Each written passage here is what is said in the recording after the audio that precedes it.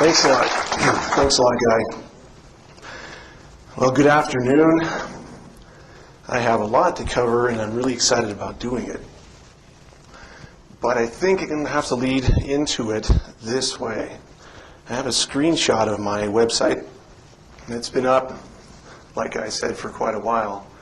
And it's a collaborative effort.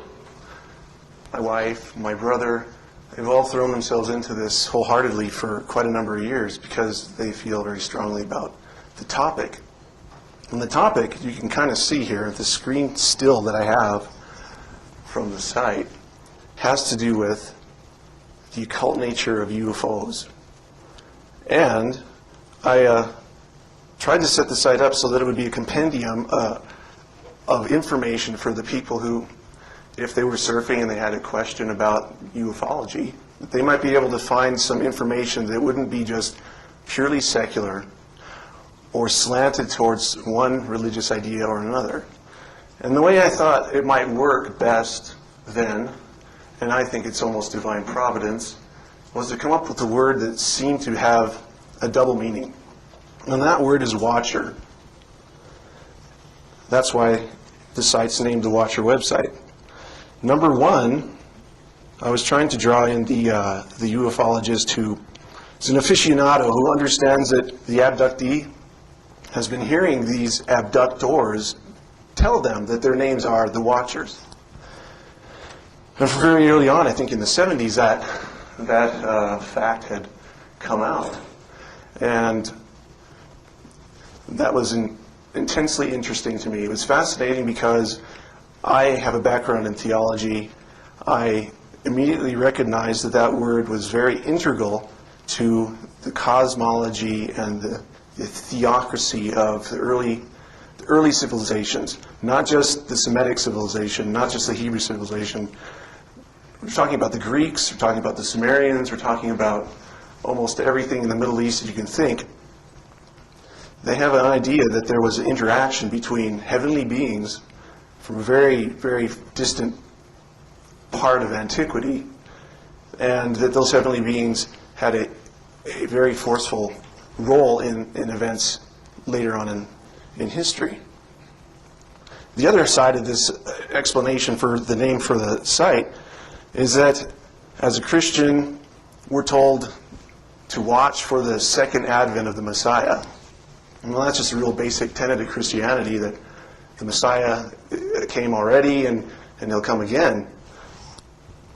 And around this understanding that the Messiah comes again is a whole body of study, eschatology, the science of things that will be, that outline what world events will be taking place. Now, this Bible prophecy, this scripture prophecy, talks about a recapitulation, a repetition of what happened, especially in antediluvial times. The word that's used talks about the time before Noah. And there's a lot of speculation about what time that was. However, on my site, we talk about these things, and we have secular viewpoints, we have theological viewpoints that cover hundreds of years of research.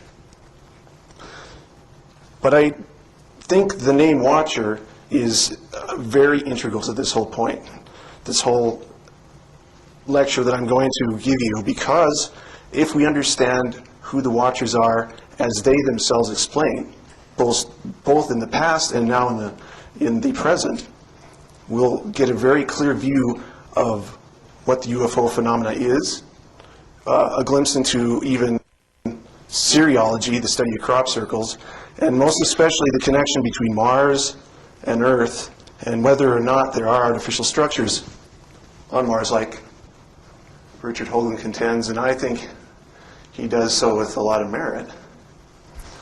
So, here we go. I'd like to direct you to this little guy right down here. He's a classic alien gray. My brother actually drew this picture and copied it later on after he was inspired through a talk we had about Philip Corso's book, The Day After Roswell. And the whole idea was that in his book he said that the Roswell crash did happen. Our Air Force did recover pieces of this craft, and that they were quickly classified. And then later, he came across documents that detailed how all these parts were put back into the private sector of our economic infrastructure, so that they could be back engineered and then put into technology that we're using today, like this, like my computer, integrated circuitry, and that sort of thing. So you can see in the hand of this little alien gray, who I have to keep reminding myself is a watcher also,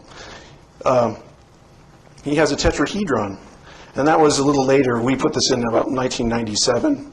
It was a link to go to my brother's encryption privacy shareware, which was something he had developed on his own. It was just an encrypt email so no one could read them. And it was actually a pretty good privacy shareware that he had set up. But it was kind of a tongue-in-cheek sort of ploy to put an alien purveying this type of technology. And the tetrahedron connects to Richard Holden's work with the angles that are measured in the Cydonia site on Mars, these intelligent angles, these designs that seem to repeat a tetrahedral geometry. And a tetrahedral geometry, of course, the first of the Platonic solids, which this alien is holding, is indicative of that idea. And this is a close-up view of it. Here's this is the original picture. He was holding an integrated circuit, which I think is the focus of where this technology, what we were talking about with the Philip Corso book, where it came from. It seems to have been miraculously developed. And the more my brother talked about just how intricate these sort of things were, how the chemical makeup of this chip seemed to be so random that it really did make a lot of sense. It sounds fringe and loony, but we were still doing this kind of as a ruse. And this is 1996. This is a crop glyph. You can see calling them crop circles because it's clearly not a circular structure except for the thing that this alien's holding. But it appeared in 2002, August 14th, outside of Winchester, England.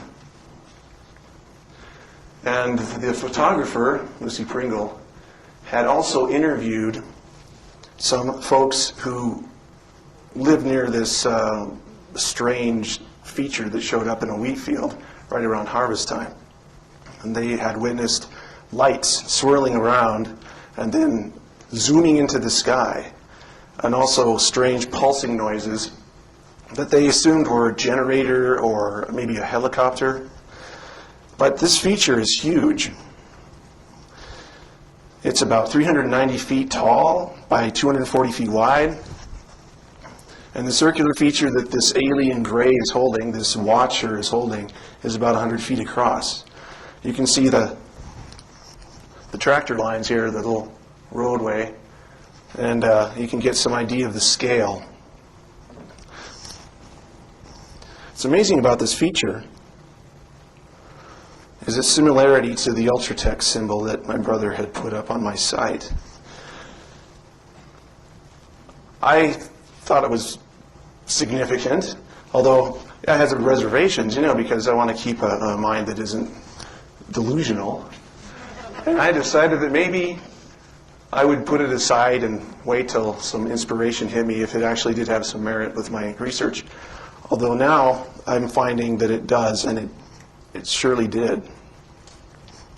Here's some folks walking around in the disk, as you can see here. This thing,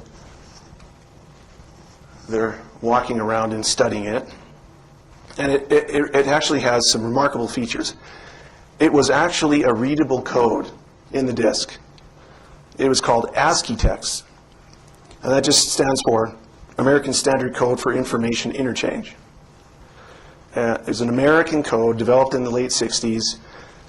What happens with this code is it's a system of binary, 8 digits, zeros or ones, which make one symbol, and it's all correlated to a keyboard for a computer. So if you type A, it'll be 00110, something like that. It depends on what the letter is. That's what this code had in it. There were 26 words in this message, and you can see the actual message was decoded rather rapidly after this crop circle showed up. It's distinctive because it's so innocuous and vague. It says, "Beware the bearers of false gifts and their broken promises. Much pain, but still time. Believe. There is good out there. We oppose deception. Conduit closing, bell sound." That's as far as this understanding of this crop circle went. The researchers who looked into it decided that there was nothing that said it was a fake or that it had man-made features. It had all the bona fide hallmarks of an actual crop circle as defined by cereologists, the guys who've actually coined this study, cereology. They've actually pioneered studies of how these grains, these stalks of grain are laid out, how you can actually examine them microscopically and find that the nodes that the plant have been exploded. They can be laid down in weaved patterns. There's so many things about this crop circle that were right on the mark for the real phenomena that most researchers were baffled. They said, okay, if this really is an alien communication, why would they use American standard code? Why would they use American text? Why would they put out such a cliche picture? It just seems a little bit far-fetched, and so it was just kind of left alone. And there is more to it. In fact, there's so much to this that I think you could exhaust years studying it, and you wouldn't end your discoveries.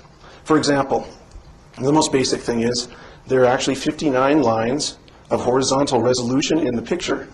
And I counted them out very meticulously, but I've also verified this with other sites that have worked on this. 59 lines of resolution, and as you can see, the alien is holding this disc so that it's bisected along the exterior of his frame. So I thought that perhaps he was indicating that we should count the lines along that frame, in which I did meticulously numbering to 33, which is a significant number if you know about illuminated fraternities and their rank. And what is this all going to lead to? It begged an equation. I realized really quickly that 59 minus 33 equals 26, which interestingly relates to the number of words that are in the disk itself. Also, 26 is the number of letters in our English alphabet. But if you multiply these two numbers together, I wonder if anybody can see where I'm going with this. Does anyone not know when the Roswell event happened? That's right, 1947. Later, when I recovered from my shock, I realized that 33% of 59 is 19.47, the hallmark signature of tetrahedral geometry that Holden talks about in the Martian Cydonia region over and over and over again. And I think the correlation between these two numbers is obvious here with these integers that we have set up in the crop circle.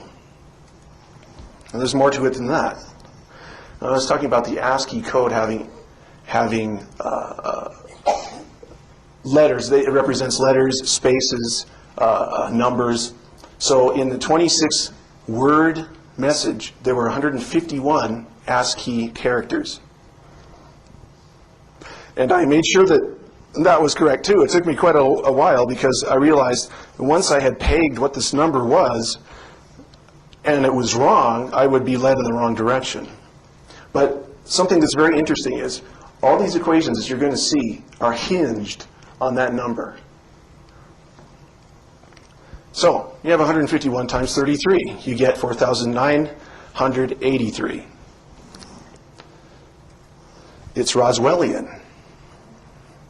It's exactly the distance in miles along the curvature of the Earth from the latitude and longitude of where this crop circle showed up outside of Winchester, England, and the actual crash sites of the Roswell incident.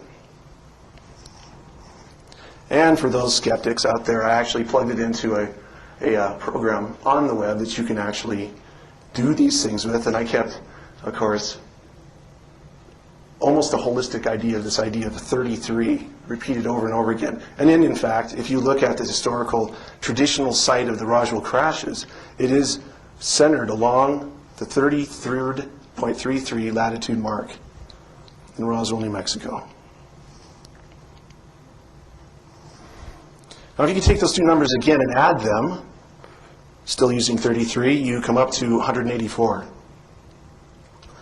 which is exactly the number of days in a year before you hit July 4th. And even on a leap year, you're still going to end up the day before. And there's been conjecture when the actual crash event took place. It allows for this. There's a little 24-hour section here where it ends and then the 4th begins. Now, as there was 151 characters in this code, 26 words, each character has 8 bits of information in it. That equals 1,208 bits of ASCII code. That's significant too, because there's exactly 1,208 miles from the latitude of the crop circle to 33.33 degrees latitude of Roswell. And then I also plugged it in here so you can see that there's a little room for error. I didn't know exactly the coordinates outside of Winchester, England, and I had a pretty good idea where the crash site is northwest of Roswell. As you can see, it's very, very tight. Now here's a piece de resistance. And as a segue, the Europeans are mostly more open than the American press when they look at this phenomena. We have oftentimes media blackouts for spectacular things like this. I don't think this was ever shown in the year 2000 in any mainstream media in America. But this is all over the place in France and England. They didn't have any bias. But as soon as they found out that this text was in English, they dropped it. But Roswell's in America. And we speak English here primarily, so I can see what's going on. But it's interesting. In my grade school geometry class, I remember something like this. It was because it was the function of pi. It was a geometric representation of the function of pi. And pi is really a simple thing. It's a wonderful number, 3.14159265. I'm proud because I memorized it to the 8th decimal point. But anyway, you got this line here, which is actually bisecting the circle. Now, if you know the distance here, you multiply that times pi, and you get the circumference. Or if you know the circumference, but not the diameter, you divide pi by this, and you'll get this. So it's a wonderful number. You can actually find the area of the circle also, but I won't get into that. What it looks like is this alien is saying, this watcher is saying, why don't you solve for pi? Well, I already knew this was 100 feet long. So the result would be just move the decimal places over to the right, 2 spaces, 314 feet, 0.15 feet then, the circumference. But that's not the integers that we're using. It's not the actual measuring system that we're using. There's 33 lines along here. So what happens then if you would multiply 33 with pi? In fact, I started thinking maybe it was referring to the cross site at Roswell because all these other equations pointed to Roswell so eloquently. So I actually multiplied pi times 33.33. And you can see 33.33 here is the crash site latitude. And what you get is the crash site longitude. Now this is in decimal. There's 2 different ways of measuring latitude and longitude. One is with arc minutes and seconds, and one is with decimal like this is. But the coordinates are so exact that when I plug this into my Maporama location finder, I actually ended up within a 50-mile radius of almost all the major crash site, at least the legendary areas, the traditional areas of the crash site for the 1947 event. There's the city of Roswell. You are here. In fact, this whole idea of Roswell's latitude dividing into its longitude equaling pi is one of the main reasons why the Roswell event happened in this location. I've heard a lot of conjecture over why the crash ended up here. Accident, our nuclear technology, perhaps our radar station, something that no one really knows because it was top secret and hasn't been released yet. It's all part of a bigger plan. It's a part of a plan to educate mankind. And these guys have been around for a long time, the Watchers. It's so accurate, in fact, that if you are to calculate the latitude and longitude divided into each other, you can actually draw out pi lines, which almost look like aircraft flight paths. And I was very curious about this. I had my brother actually go to his map program and plot these lines, and he ended up getting this configuration. And the reason is 33.33 through here. If you're measuring in arc seconds, they end at 60 degrees, so you're going to have to jump to do the next calculation. So there's only two lines that are that long. This one represents the digital line. This is the 33.33 line. And this is a map of the traditional crash sites. There have been speculation over which ones are authentic and which ones aren't. And this is by no means a real accurate map, but the general placement of these things is here. And this is the site, the area that I want to focus on, because this is where the pi lines actually occur. In fact, they do occur on the pi lines. These are the traditional sites for the Brazil Ranch site, the second Brazil Ranch site, the Jim Ragsdale site, and this thing, the Hub Corn site, which I don't know much about. And I wasn't really that studied on the Roswell event until I started finding these things out from this crop circle. So I looked really quickly at some of Stanton Friedman's work and others, and I found that there was a commanding officer of the Wright-Patterson Air Force Base, not exactly at the time of the Roswell event, but he was working there at that time, and then later he became the commanding officer of the Wright-Patterson Air Force Base. And he was able to say that there were two distinct crash sites, even though they happened at the same time. And there's some other even more symbolic, deeper meanings to all these things that are incorporated into the crop circle. For example, even the word ASCII. There's actually a Greek word, ASCII, which means without shadow. And I ended up finding this out because I would do searches in Google, and then ASCII in Greek would come out, and it would say without shadow, and I thought, well, that's peculiar because that's exactly how Eratosthenes in 292 BC measured the circumference of the Earth. And then, after measuring the circumference of the Earth, he was able to solve the diameter of the Earth using pi, which has shades of what this crop circle does. But the legend has it that he looked down a well in Syene, which is below the Tropic of Cancer, below the Tropic of the Crab, and it was a crabwood glyph. Sounds like I'm reaching, but I'm not. In this place called Syene, the Syene well. And Syene is renowned for its production of rose granite. In fact, this granite is so famous, it's been put into the pyramids in Giza, and rock cutters in Europe refer to this granite as rose granite. And in the solstice, the sun will shine perfectly down this well, or any well in Syene at the time, and cast no shadow, ASCII. So basically you're looking down a rose well, which Eratosthenes did. so that he could measure the Earth. It's about learning geometry, measuring the Earth. That's what geometry means.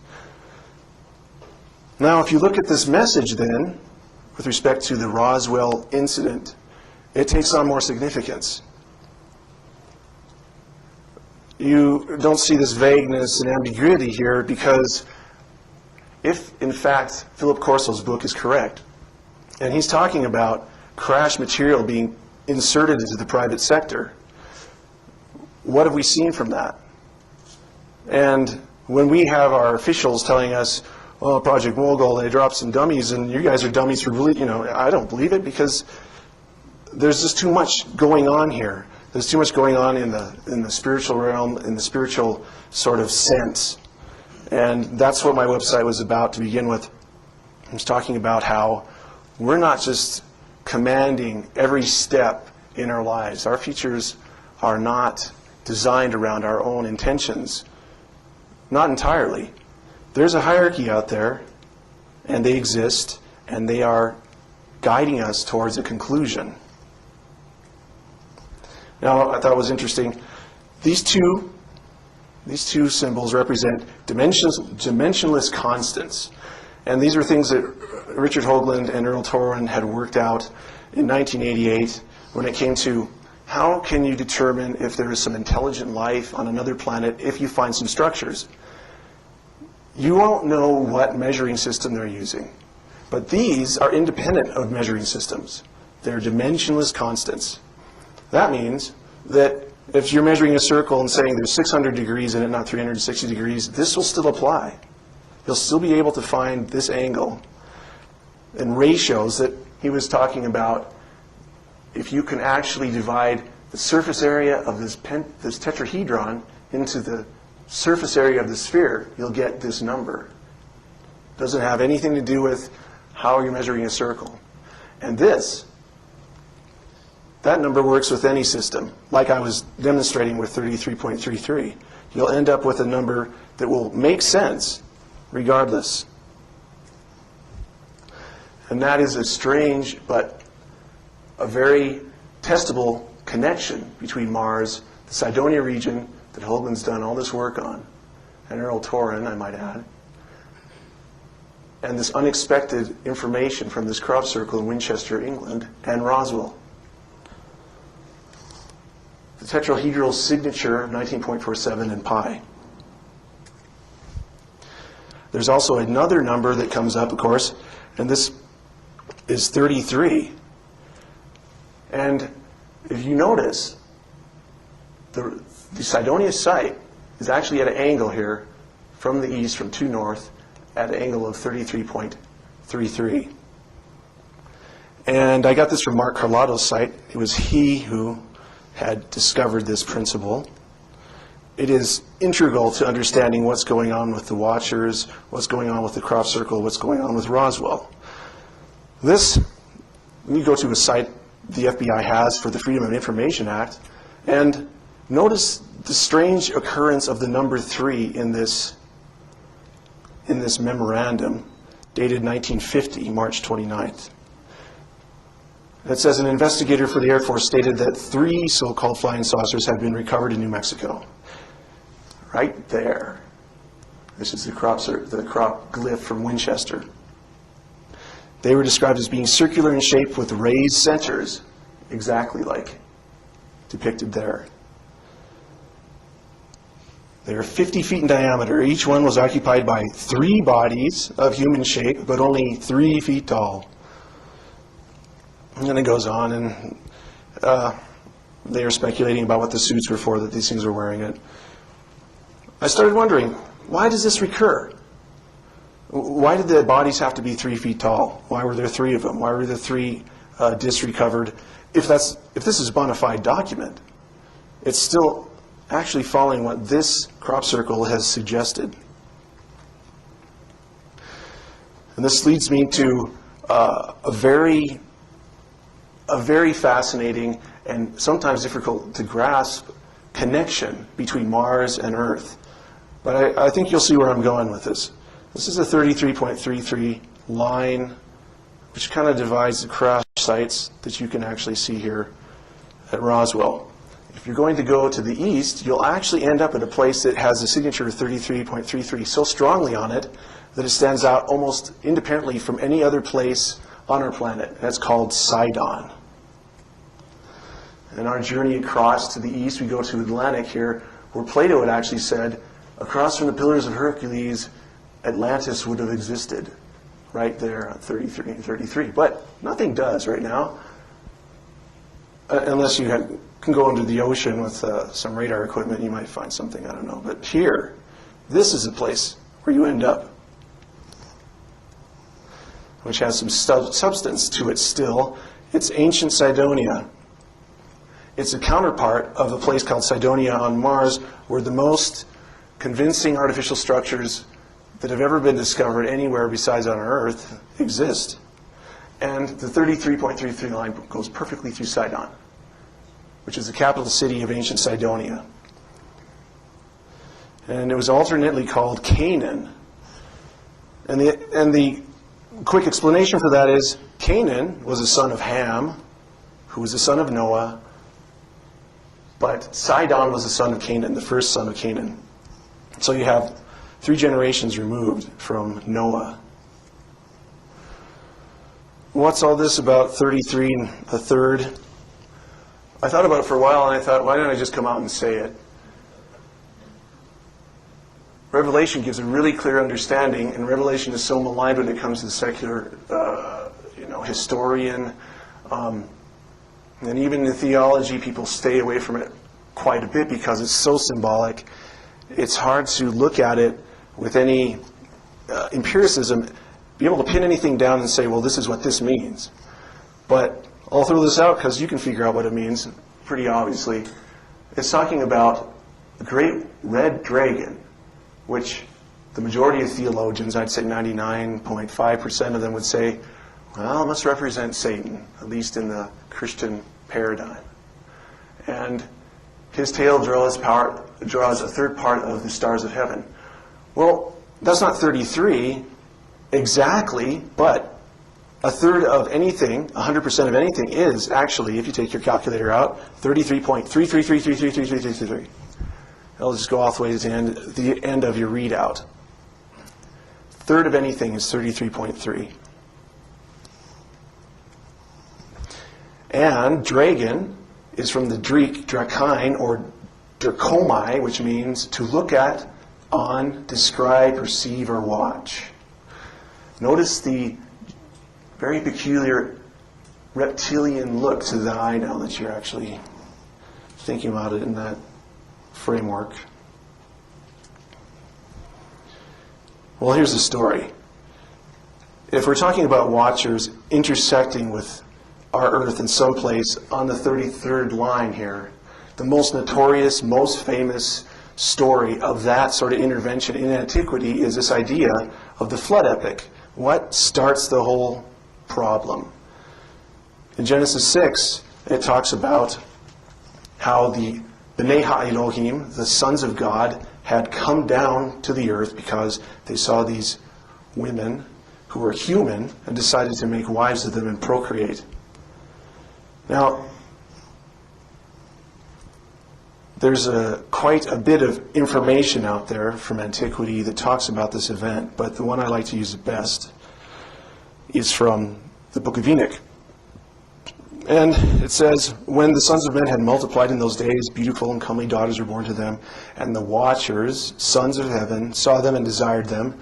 And they said to one another, come, let us choose for ourselves wives from the daughters of men, and let us beget ourselves children.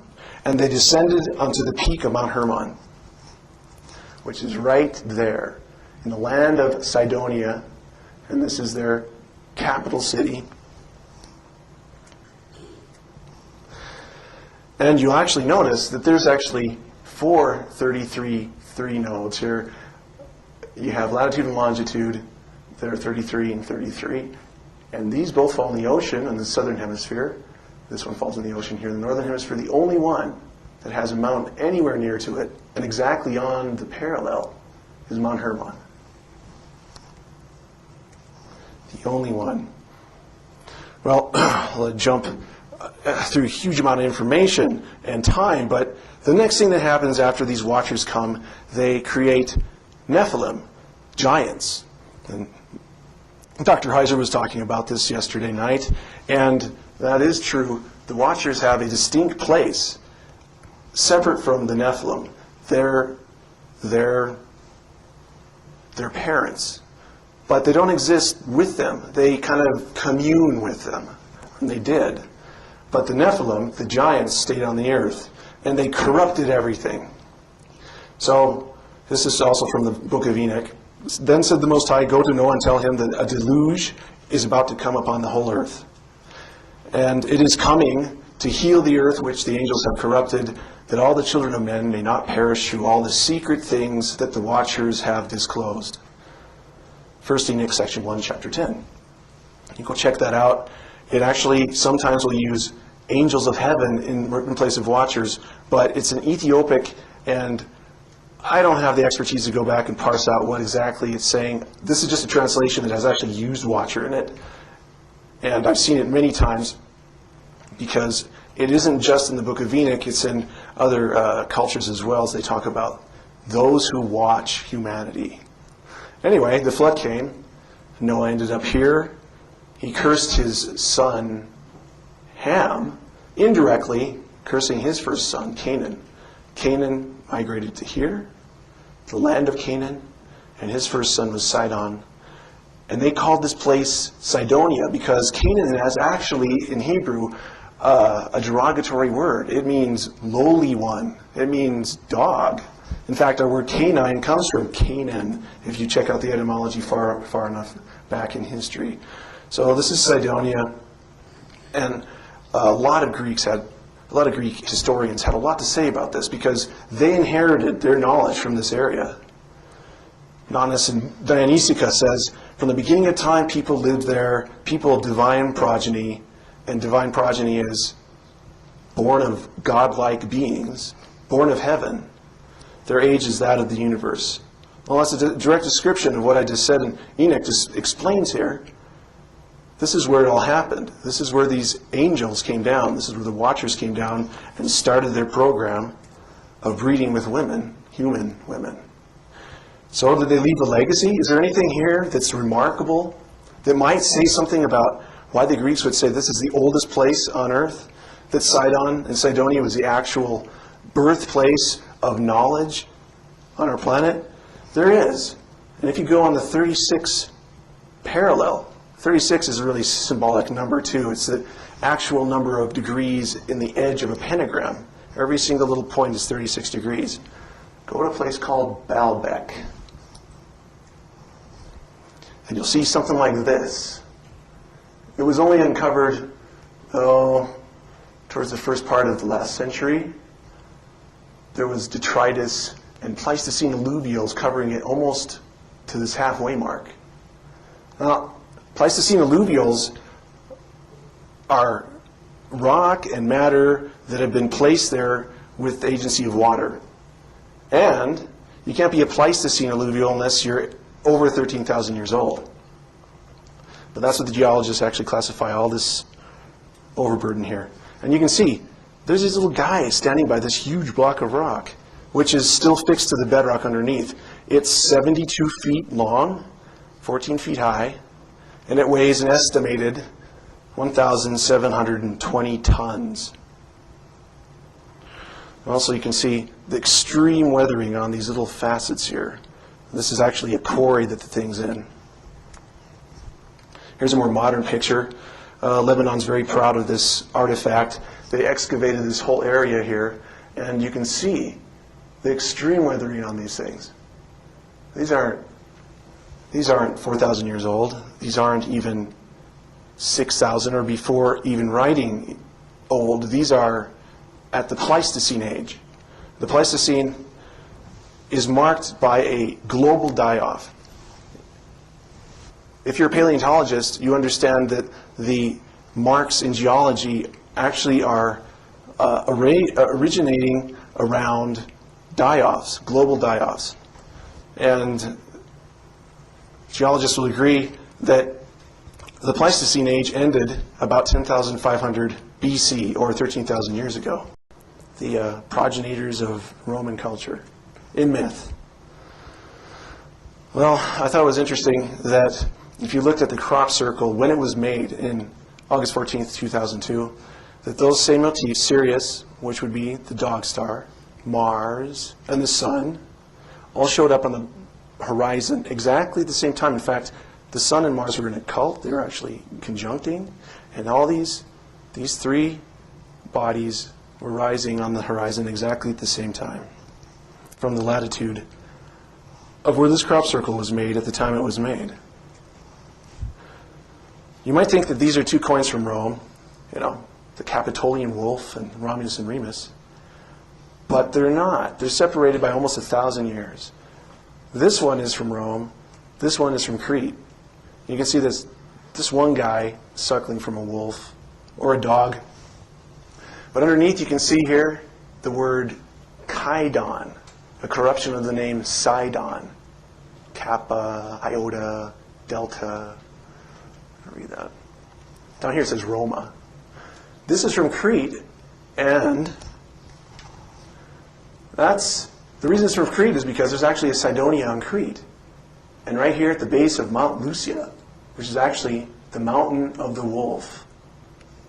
So when Europa was abducted, all this symbolic understanding of how the heavens were measured and the earth were measured and how it's connected to the earth, all that was given here in this mystery religion. That's where we get the idea of gnosis, meaning knowledge. There's gnosis. It all came from here via Europa and then finally up into the Greek culture. Now, in this heaven-earth matching system, this mirror of how heaven and earth are related, when you talk about the constellations anchored over that, this is from Crete's myth of Theseus dispatching the Minotaur. That looks an awful lot like Orion's placement next to Taurus. And that isn't without precedent because Taurus actually does exist in a 30-degree swath over this whole area, starting about Greece here, all over Crete, Cydonia, all the way out to this line.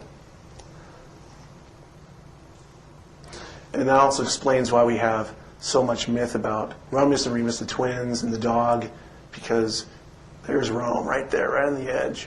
Rome is on the Tiber. The Tiber in Latin means the divider, and in fact, the Milky Way divides the zodiac in half. 6 on each side, right through there, right at their feet, and goes right up through there. And you have underneath Taurus, the Taurus Mountains in Turkey. I couldn't make this stuff up. It's just... And here you have Hathor, the cow-headed woman. You can also have Apis, the cow-headed man. It's just a version of Orion, this man, and Taurus, commemorating a position under heavens. Here's Virgo. And the point of this is to get the idea that she's usually depicted with wings. She's a heavenly symbol. She's got a branch in one hand and a sheaf of grain in the other. Here's another picture, same sort of configuration with wings. And look where Virgo lives. This is where she's oriented over the earth, in the heavens. Right over America. Perfectly. Right here. If you'd actually look at where the center part of that would be, and she's pointing to it. This is from a grimoire, illuminated, of course. Or she's pointing to her place on the earth. We commemorate this. This is the center of where Virgo would actually be if you looked at the 30-degree swath that she occupies on the earth. Here's our capital, right, wedged between Virginia and Maryland. These aren't names that are coming out of a hat. These are actually commemorating this. There are illuminated folks involved with the placement of this thing. His own font, the guy who put this thing together, has demonstrated this sacred geometry, if you want to call it that, through the complex of Washington, D.C. over and over and over again. And look at this. Where we have our most influence and power in our country, the most powerful country. A lot of people want to argue about ever. I don't think so, but at least now we're pretty powerful, having split the atom and all. This is where we house all our war-making factions. Army, Navy, Air Force, Marines, all in here. And then you look on Mars, the largest artificial structure on Mars, the symbol of the canine star, the Sidonian star, on the planet of the war god. How can you not see the connection? Now, continuing, it gets really in depth about how the ancients have actually commemorated how the heavens are placed over their countries. And here's Virgo over the earth, and there's Mexico, and this is Hydra, and Corvus pecking him. This is Mexico. You'd think that there'd be something there that would commemorate this idea, and you have it. It's their national symbol. Of course, they're using indigenous animals here. This is a hawk instead of a crow and a rattlesnake, which is a reptile that is a lot more popular there. But if you actually look at some other things about Mexico, there's actually some very Martian things happening there too. It was said that the Aztec were told to move from an area up here down to this latitude, 19.47, by their war god, Huitzilopochtli. And he said to just set up camp here whenever you see that symbol of a snake in the talons of a hawk on a cactus. And so they searched for that sign until they found it, and it was right here in the middle of a swamp. And so they set to build their new nice city in the middle of this mosquito-infested swamp, and it took a long time. But why?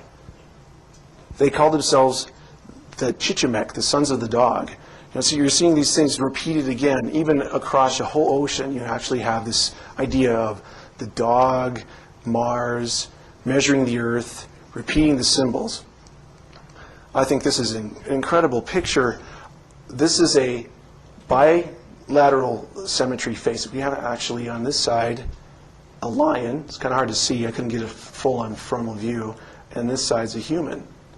And the archaeologists who found this in Tabasco, Mexico, have said that it actually is depicting the lion-human cult, and this is a person in the act of transforming. But you notice the attitude of the face here looking out into the heavens. It was the Olmec who supposedly carved this thing. And here we have the face on Mars. Notice the strange similarity here between the features that NASA would have you dismiss completely out of hand. I've gone to trouble to actually highlight just exactly how integral the lion eye here and the nose are incorporated into this ancient feature, which I believe has every hallmark of an artificial structure. This, of course, is almost 2 miles wide by almost a mile, 2 miles long by a mile wide. If you continue down to South America, you find Leo dominates the country. If you go to this little city here, Cusco in Peru, you'll find amazing artifacts. This is a megalithic site called Sacsayhuaman. This woman's standing here in front of one of these great walls that were excavated, maybe only about 150 years ago. But right through here are stones that weigh in the 150-ton range, and there's a big enough one here to actually have been estimated at over 300 tons. What she's actually standing in front of is one tooth. Here are the rest of the teeth in a big jaw of a giant lion that the whole city of Cusco, Peru was built over or into. Here it's a little bit degraded with modern convention, but it's the mouth here with the teeth that you were just looking at, commemorating the lion above them. If you go to Bolivia, which is about a little bit over 100 miles to the east, you'll find a place called Puma Punku here. This is on top of a place called the Antiplano. It is the Altiplano. It is actually about 13,000 feet above sea level. That's more than 2 miles high. The archaeologists who look at this thing say it was built in 200 AD, which is pretty difficult to explain when you talk about megaliths here that weigh up to 440 tons that were transported from a 10-mile-away quarry. And they're hewn in andesite, which is incredibly hard. And this is supposedly a dock, a port for ships, even though it's at the altitude of 13,000 feet above sea level right now. It's actually 15 miles away from Lake Titicaca, which name means Lion Cliff. Titicaca does. So you have the Puma Gate and the Lion Cliff in the same area, in an area where no one could grow anything because it's too high, and that supposedly held ships and docks. Here's a picture of the shattered remains of Puma Punku. This is the megalith that weighs around 400 tons. They're shattered and jumbled together like tinker toys. And this has all been uncovered just recently. These are some of the newer excavations. They don't have enough money to really take the overburden off the top of it. But again, a geologist will tell you these are Pleistocene alluvials. And they're not just plain Pleistocene alluvials. They're called marine Pleistocenes, which means they were deposited by salt water. So what you have to ask yourself then is, what are alluvials doing here from the Pleistocene? Because the Pleistocene ended 13,000 years ago. And this looks like some of the most intricate stone laying. I mean, if you look at these pieces of work here, they're hundreds of tons. You can't even insert a knife blade between many of these. They're set with such precision that they're dug down into the bedrock and then multi-facets so that they don't jar loose. What's that doing under waterborne detritus? It's because it's just like Enoch says. There was a global flood. In fact, the people, the Indians of that area, actually were able to get into detail about it. They said that a massive body came close to the earth and that it pulled a tidal bulge of the oceans out with it because the earth captured this body like a moon or a comet in its gravity.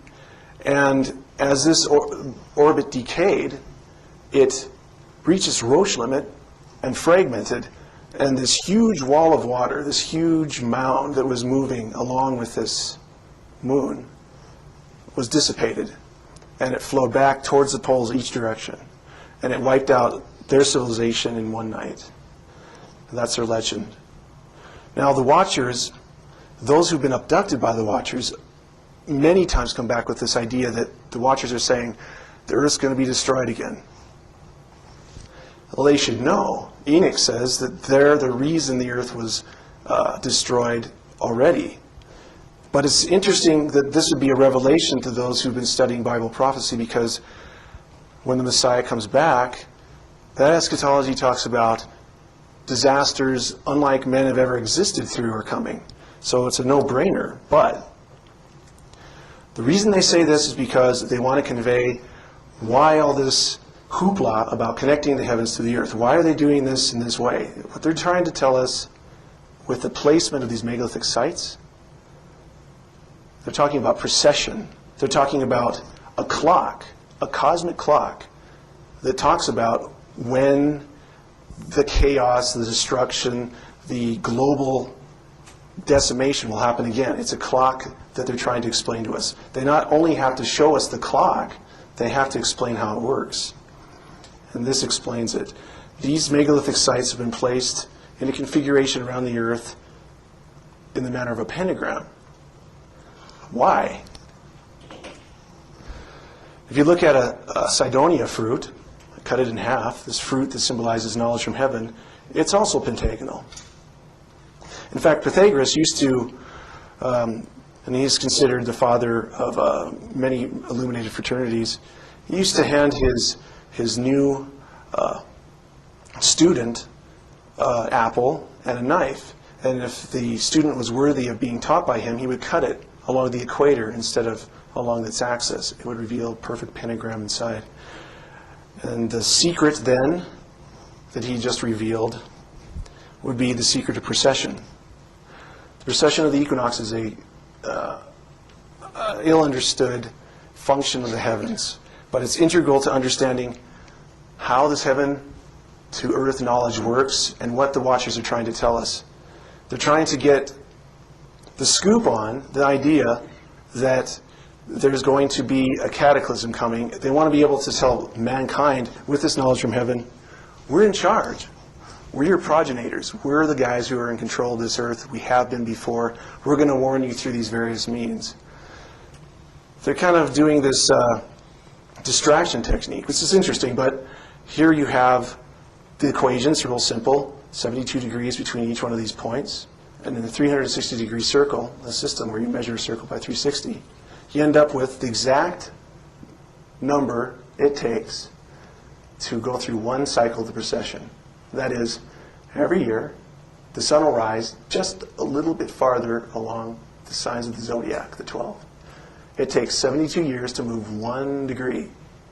So 360 degrees times 72, you get 25,920 years.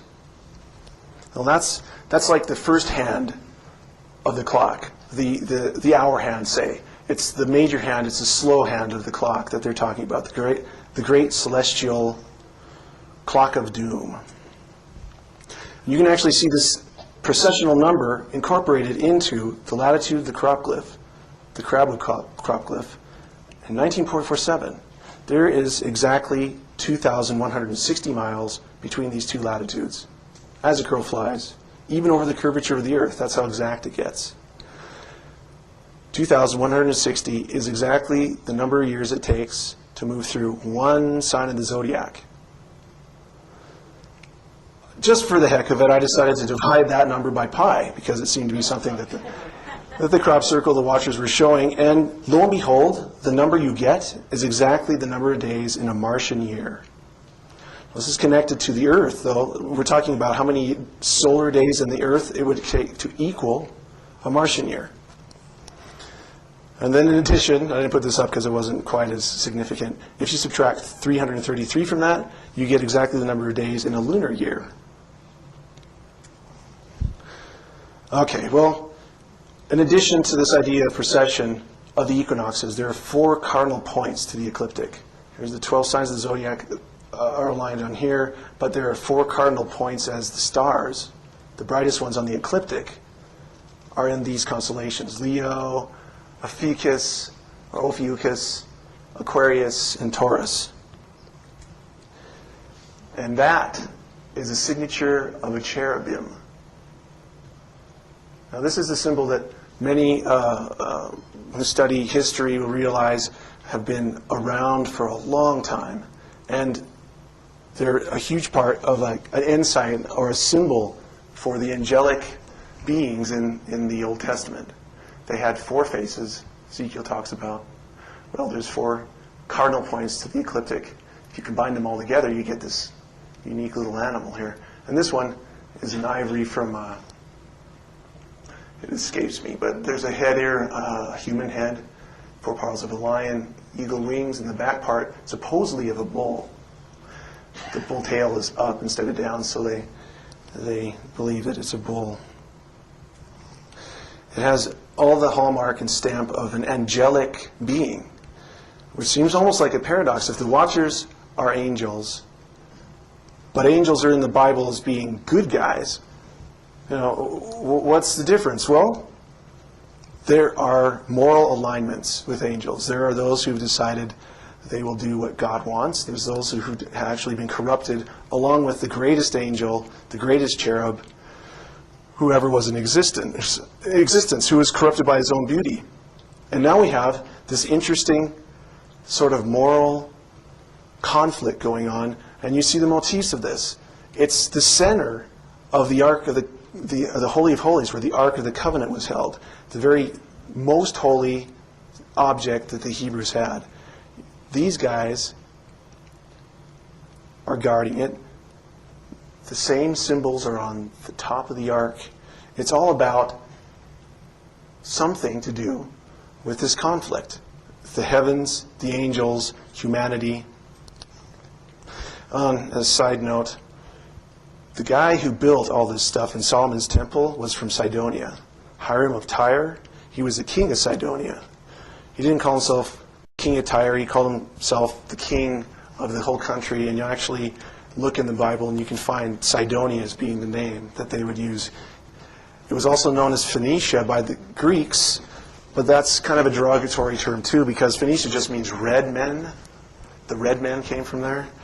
And there's conjecture over it was maybe the dye industry dyed these guys who, when they would go and trade with the Greeks, they'd have all this purple dye on their hands and stuff. But I think it has a lot more to do with the idea that Mars was part of their culture. Mars, their red planet. And even the face on Mars has some precedent in the Bible. It's in Ezekiel 41, 18 and 19. The panels of the holy place, and this is talking about a temple that doesn't exist yet, in Jerusalem, were made with cherubims and palm trees. So the palm tree was between cherub and a cherub, and every cherub had two faces, so that the face of a man was towards the palm tree from one side, and the face of a young lion toward the palm tree on the other side. It was made throughout the house, and that's exactly what we have here.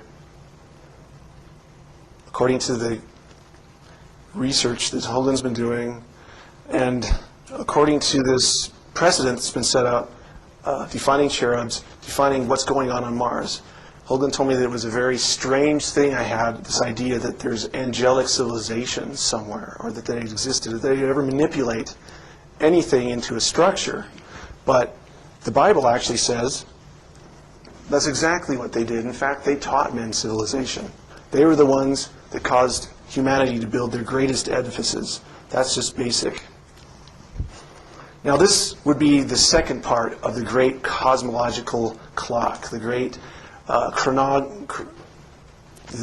clock of doom in the heavens. This word in Hebrew, Leviathan.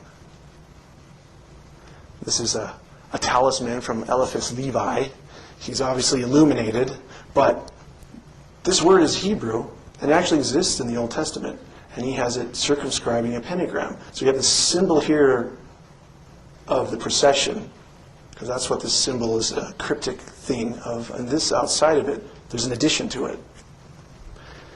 Leviathan here, he has resolved a little bit clearer with a snake eating its tail.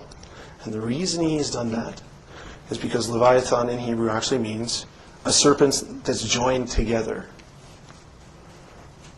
You can see serpents joined together.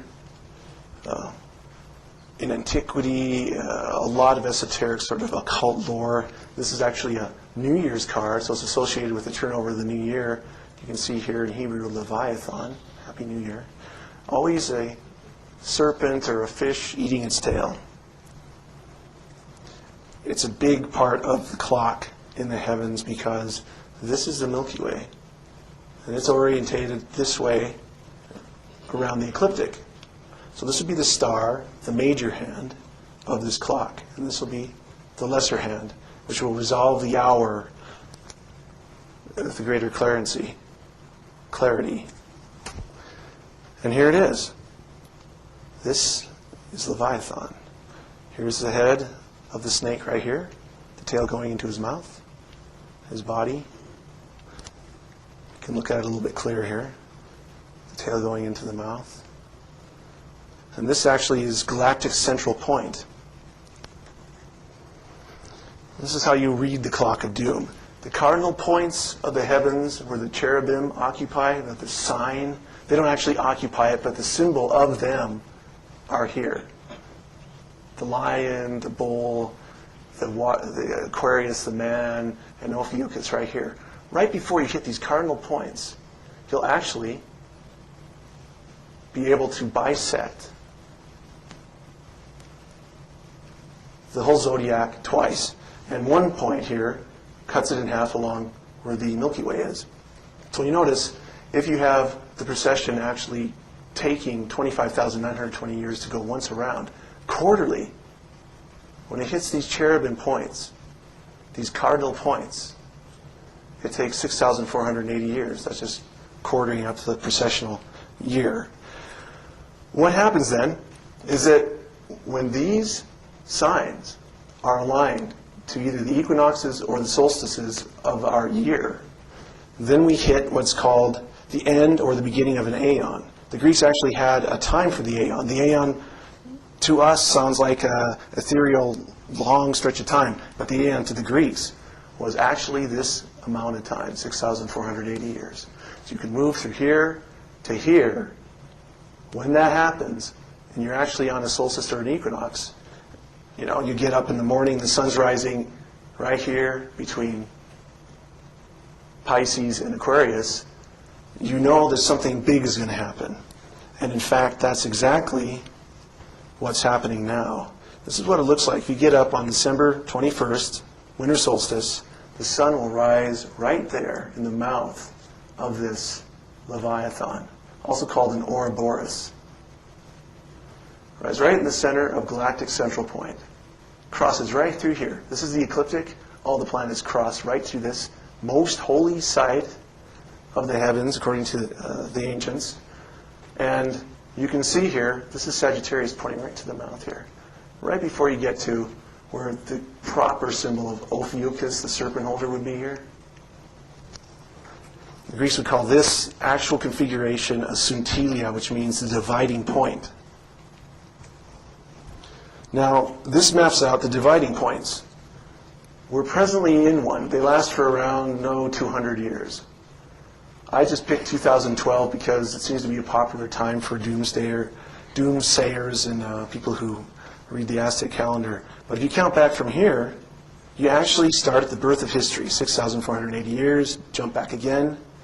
The Pleistocene, where all these sites, these megalithic sites, seem to have been destroyed by water, which fits perfectly into the idea of Noah's epic, the flood epic right here. Go back again, 6,480 years, glaciers at a maximum, sea levels below 400 feet lower than present. And then you go back before that, another 6,480